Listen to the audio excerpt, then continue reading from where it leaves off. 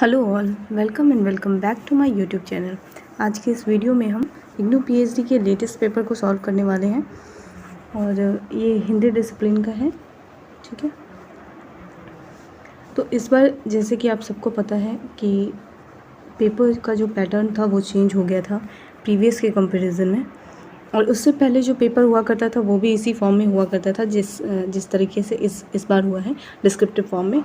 और फिर उसके बाद जो पेपर हुआ था प्रीवियस ईयर, जो पीएचडी का एग्ज़ाम कंडक्ट कराया गया था वो एनटीए के द्वारा कराया गया था और वो ऑब्जेक्टिव फॉर्म में हुआ था। इस बार फिर से इससे पहले वाले प्रीवियस पैटर्न को फॉलो किया गया और फिर से एग्ज़ाम जो है वो डिस्क्रिप्टिव होने लगा। नेक्स्ट जो पीएचडी जो फॉर्म आने वाला है उसमें किस तरीके से वो पेपर होगा ये कह पाना अभी किसी के लिए पॉसिबल नहीं है। तो जब तक इस सेशन के पीएचडी एडमिशन नहीं हो जाते ये कह पाना अभी पॉसिबल भी नहीं है। ठीक है, तो जैसा भी होगा, जैसा भी पैटर्न होगा वो आप लोगों को पहले ही बता दिया जाएगा और इस चीज़ के लिए मैं खुद इस पे ध्यान दूंगी कि आप लोगों को पैटर्न के विषय में पहले पता चल जाए। ठीक है, क्योंकि ये जो जानकारी थी वो हमें भी नहीं मालूम थी कि क्या होने वाला है और चूँकि हम लोग कोर्स वर्क में बिज़ी थे तो इसके विषय में पता भी नहीं चल पाया था। तो अभी फ़िलहाल आप इसके पेपर को देख लीजिए, डिस्क्रिप्टिव फॉर्म का। और जो ऑब्जेक्टिव फॉर्म में जो हुए थे पेपर इससे पहले सेशन के, यानी कि 2021 के सेशन के जो हुए थे वो मैंने अपने यूट्यूब चैनल पे अपलोड कर दिया है। ठीक है, ये 2022 का है।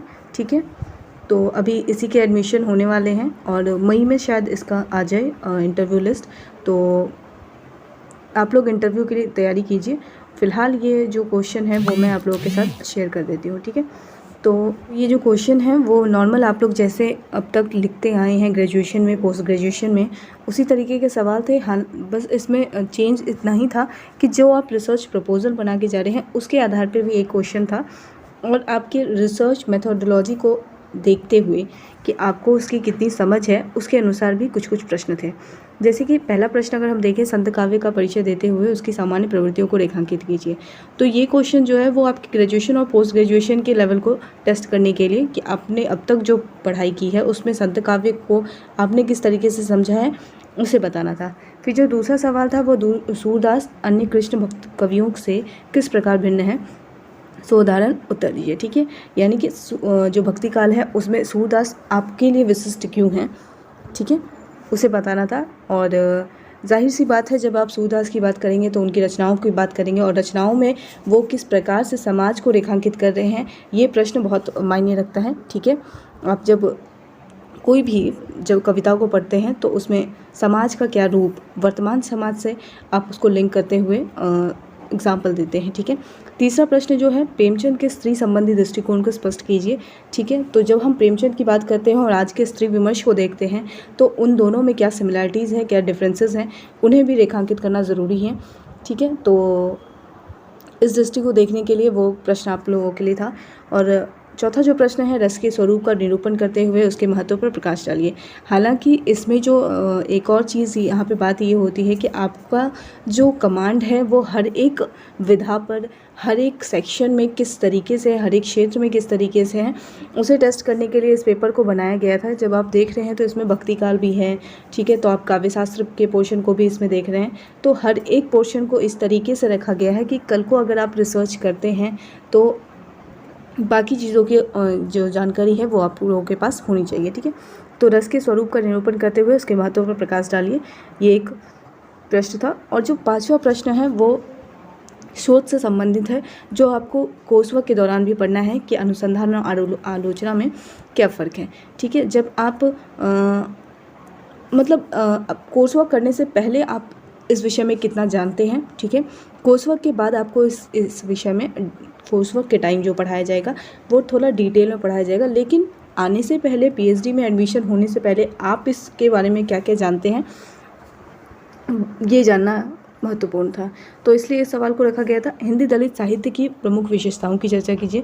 ठीक है, जब आप अपने प्रपोजल को बनाते हैं तो सबसे बड़ी बात वो होती है कि आप सैद्धांतिक पक्ष को कितना जानते हैं। ठीक है, यदि आप दलित साहित्य में या दलित लेखकों के विषय पर काम करना चाहते हैं तो आप उसकी पृष्ठभूमि को कितना जानते हैं उसको जानने के लिए सवाल रखा गया था। और जो भी आप विषय चुन रहे हैं उसकी सैद्धांतिक पृष्ठभूमि को ज़रूर तैयार करें, क्योंकि जब आप रिसर्च प्रपोज़ल से जब आपको इंटरव्यू में क्वेश्चन किया जाएगा वो इसी बेसिस पे किया जाएगा। तो इंटरव्यू के लिए आप लोग अभी से तैयारी करना स्टार्ट कर दीजिए। 7वां प्रश्न जो है, लोनजाइनिस के आलोचना सिद्धांत को स्पष्ट कीजिए। ये प्रश्न भी महत्वपूर्ण है। तो ऐसा नहीं है कि जब हम किसी पर्टिकुलर शोध विषय पे काम करते हैं तो हम बाकी चीज़ों को नज़रअंदाज कर देते हैं। तो जब हम काव्य शास्त्र की बात करते हैं तो पाश्चात्य और भारतीय दोनों ही विचारकों के जो विचार हैं उनको ध्यान देने की आवश्यकता है, ठीक है, उन पर ध्यान देने की आवश्यकता है। 8वां प्रश्न जो है वो समकालीन हिंदी कविता की प्रमुख प्रवृत्तियों को रेखांकित कीजिए। यदि आपको समकालीन कविता पर शोध करना हो तो आप किन शोध पद्धतियों का उपयोग करेंगे। जैसा कि मैंने आपको बताया कि रिसर्च प्रपोजल को टेस्ट करने के लिए कि आप रिसर्च प्रपोजल जो बना रहे हैं वो उसकी नॉलेज आपको कितनी है, तो आपके समक्ष एक प्रश्न रखा गया समकालीन हिंदी कविता। विषय कुछ भी हो सकता था, हो सकता है पेपर जब पैटर्न चेंज हो या पैटर्न अगर सेम भी हो तो शायद विषय को चेंज कर दिया जाए। यहाँ पे समकालीन हिंदी कविता लिखा हो गया, आगे कुछ और भी हो सकता है, लेकिन समकालीन हिंदी कविता को लेकर आपकी क्या दृष्टि है इसको रेखांकित करना था। और अगर आप शोध करेंगे तो आप किन किन पद्धतियों का इस्तेमाल करेंगे। तो शोध पद्धतियों को पढ़ना बहुत ज़रूरी है, जब क्योंकि आपको पहले से ही पता था कि रिसर्च जो पीएचडी का एंट्रेंस होता है उसमें रिसर्च मेथडोलॉजी जो पार्ट है वो एक पोर्शन होता है और आपका जो सब्जेक्ट स्पेसिफिक होता है वो एक पोर्शन होता है। 50-50 दोनों के ही मार्क्स जुड़ते हैं। तो ऐसा नहीं है कि आपको 30% ही रिसर्च मेथडोलॉजी पढ़ना होगा, क्योंकि पीएचडी के टाइम आने के बाद ऐसा नहीं होता है।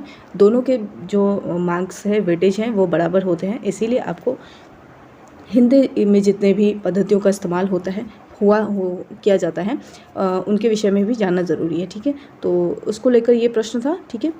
और 9वां जो प्रश्न है वो है, मैला आंचल स्वातंत्रोत्तर भारतीय समाज का आईना है। इस कथन की समीक्षा कीजिए, ठीक है। इसमें जो चीज़ें बताई गई हैं वो स्वातंत्रोत्तर भारतीय समाज का जो समाज से किस तरीके से संबंधित है, ये जो मैला आंचल उपन्यास है, ऐसी कौन कौन सी बातें उसमें लिखी गई है या ऐसी कौन कौन सी बातों का चित्रण उसमें किया गया है जो आज़ादी के बाद के भारत में आप लोगों को देखने को मिलता है, ठीक है। तो इसको रिलेट करते हुए लिखना था, ठीक है। तो उम्मीद है आप लोगों ने उसको अच्छे से समझा होगा इस प्रश्न को और उसी अकॉर्डिंग इसका उत्तर भी दिया होगा।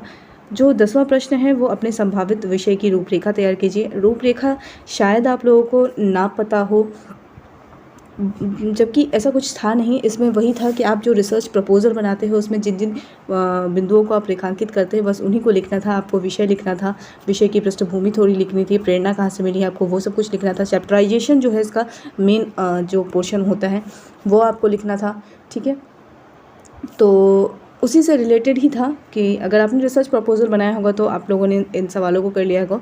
हालांकि इन सब के विषय में आपको विस्तृत चर्चा जो है वो कोर्स वर्क के दौरान की जाएगी और आप अच्छे से तब सीख भी जाएंगे कि किस तरीके से इन सब चीज़ों का उत्तर देना होता है और किस तरीके से विषय की रूपरेखा बनाई जाती है। तो अध्याय योजना जो है वो इसका मेन जो कंटेंट है वो अध्याय योजना ही है और संदर्भ ग्रंथ सूची वगैरह जो है वो सब कुछ आपको इसमें इंक्लूड करना होता है। तो आप लोगों ने इसको अच्छे से उत्तर किया होगा। बाकी इंटरव्यू जल्दी ही हो जाएगा, ठीक है। आप लोग बार बार उससे रिलेटेड सवाल पूछ रहे हैं तो इंटरव्यू की तैयारी कीजिए। होपफुली मई में आप लोगों का इंटरव्यू हो जाएगा। और वीडियो को एंड तक देखने के लिए थैंक यू सो मच। और इससे रिलेटेड जो भी और भी क्वेरीज़ आपके मन में हैं तो उसे इसी वीडियो के कमेंट सेक्शन में आप लोग लिख दीजिएगा। और वीडियो को एंड तक देखने के लिए थैंक यू सो मच।